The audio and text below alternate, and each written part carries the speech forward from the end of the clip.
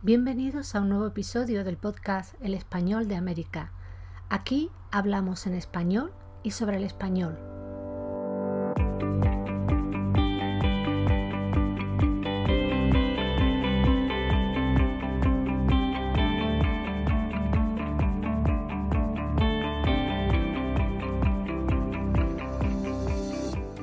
Hola, soy Eva Bravo. Vamos a dar comienzo a un nuevo episodio del podcast El Español de América, un lugar de encuentro para hablar del pasado, del presente y del futuro, de la lengua y la cultura en Hispanoamérica.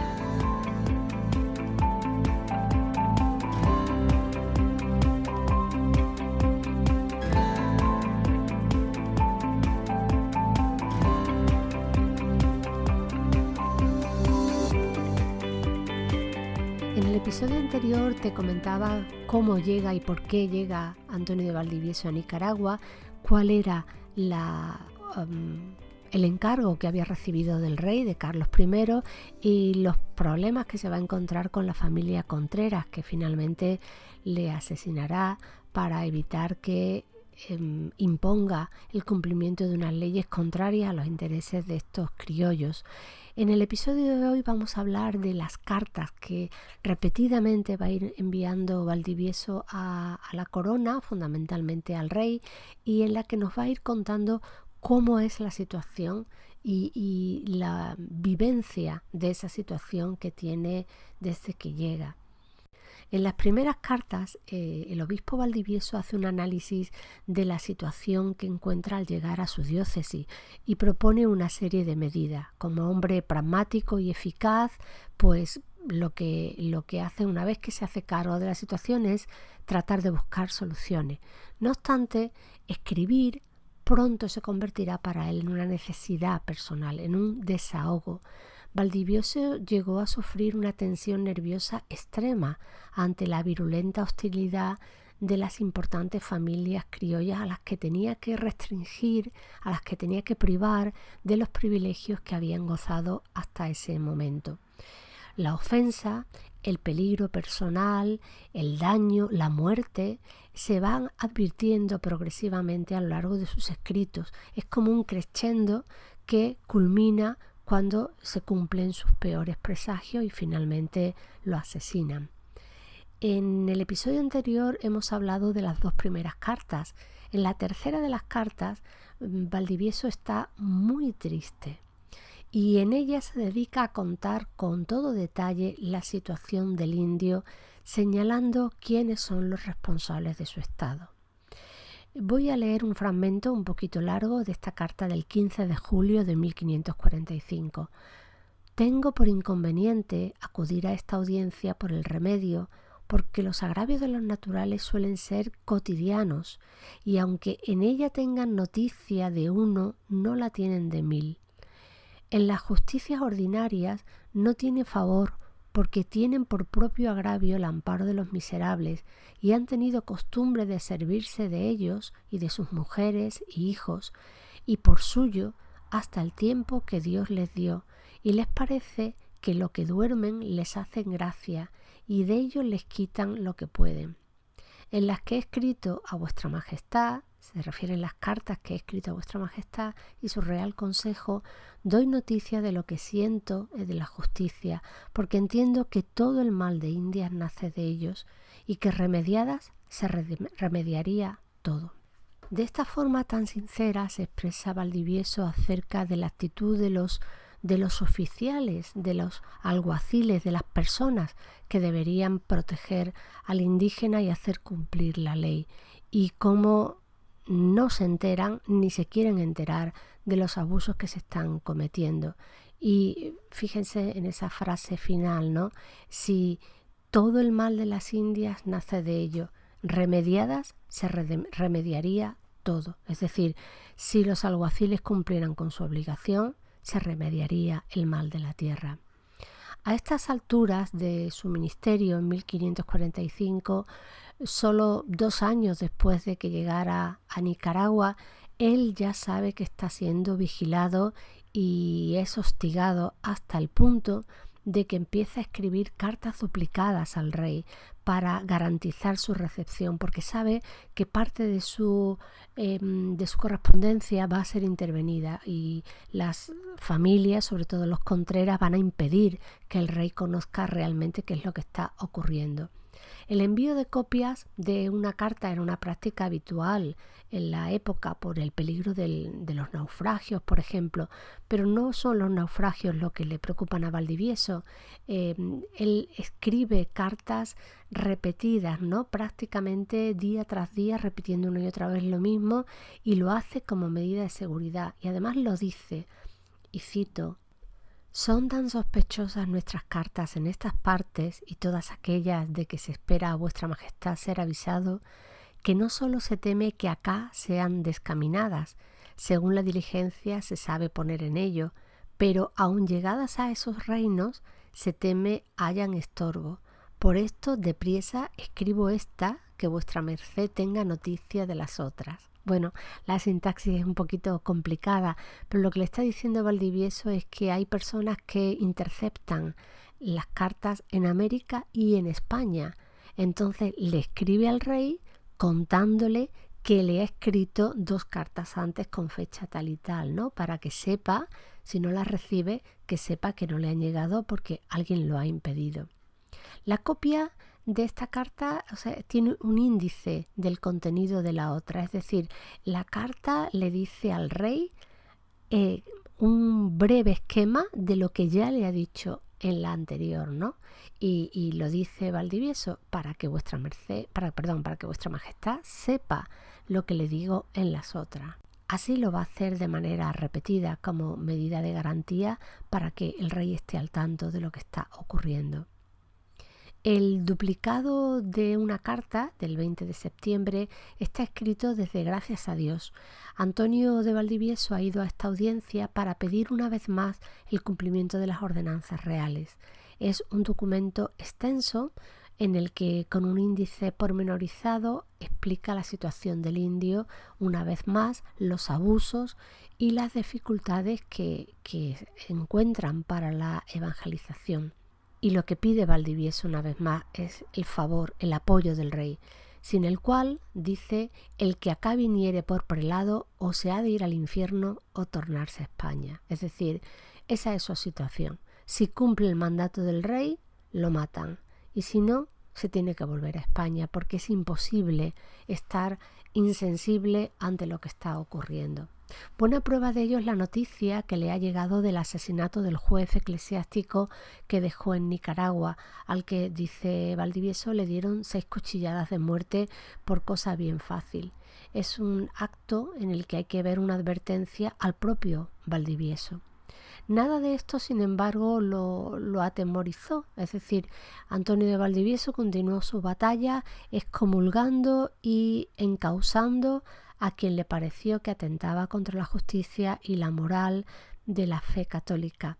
Las quejas de los criollos excomulgados llegan a España y Carlos I, el rey, firma varias cédulas en las que le pide a Valdivieso que tenga un poquito de mano izquierda, ¿no?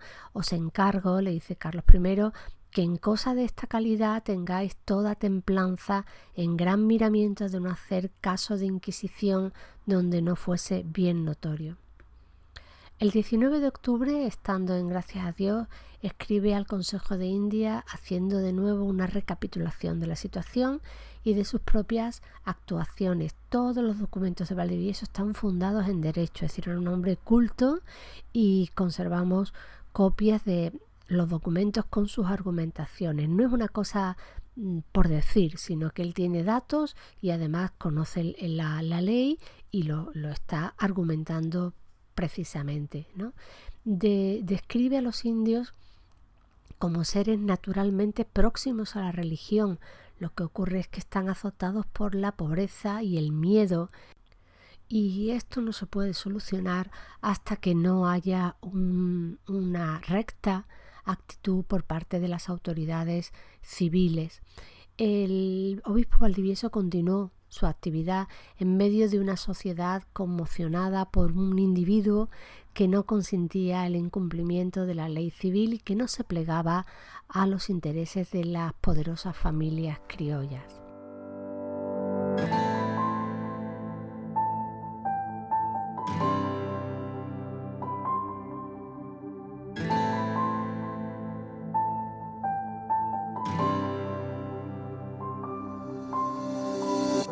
Bueno, y quizás te preguntes, ¿y cómo termina esta situación? Pues las dos últimas cartas que conservamos de Antonio de Valdivieso son del año 1547, del 12 de mayo y del 10 de noviembre, y están impregnadas de una amargura y de impotencia. No ve posibilidad de mejora, no ve posibilidad de cumplir el objetivo con el que él había llegado a América. Aparece en ella la visión del indio como el gran damnificado, abandonado por la corona, hasta el punto de que sugiere que los esclavos negros están mejor tratados. De nuevo, sus quejas van hacia el comportamiento de los oficiales de justicia y de las familias poderosas como responsables de un deterioro social que a él le parece insostenible. No obstante, se observa un cambio de enfoque, pues por encima de todo quedan en estas cartas dos sentimientos positivos. De una parte, la tranquilidad personal que él tiene de la obligación cumplida. El obispo considera que ha hecho bien su trabajo, que ha hecho todo lo posible, aunque no ha obtenido los frutos que a él le hubiera gustado. Y de otra parte, pues en la última carta está más esperanzado respecto a los frutos de la evangelización. Y llegamos tras algunos meses más en los que hay anécdotas y sucesos dignos de mención, pero por no alargar demasiado esta historia, llegamos ya hacia el momento final, ¿no? Cómo se consuma un asesinato. Pues a primera hora de la tarde del 26 de febrero, Bermejo, Hernando Contreras y Castañeda, un fraile dominico apóstata que había llegado de Perú, van a casa de Valdivieso, donde lo encuentran jugando al ajedrez con Fray Alonso de Montenegro, y allí consuman su plan.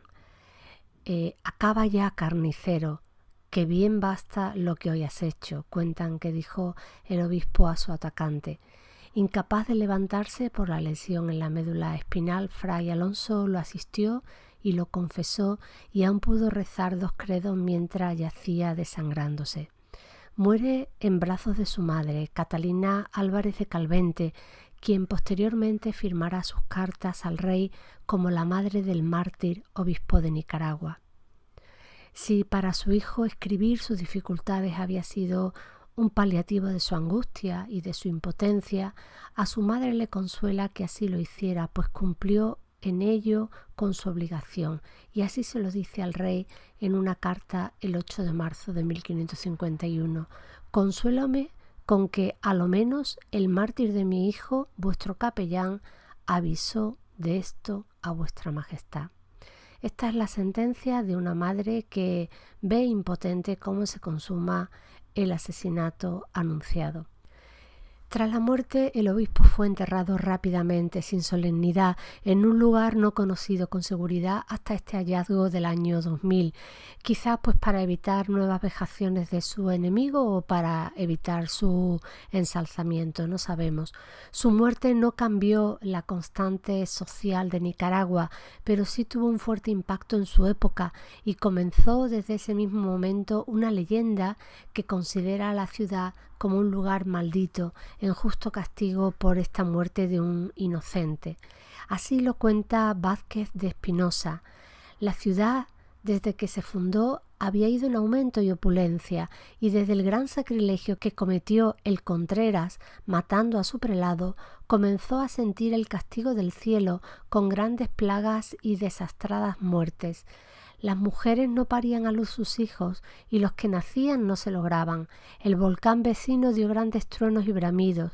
teniendo el Santísimo Sacramento sacado en medio de la plaza, pidiendo a Dios misericordia y que aplazase su justa ira, que para aplacarla dejarían aquel lugar maldito donde tan gran homicidio y sacrilegio se había cometido, matando violentamente a su prelado y pastor.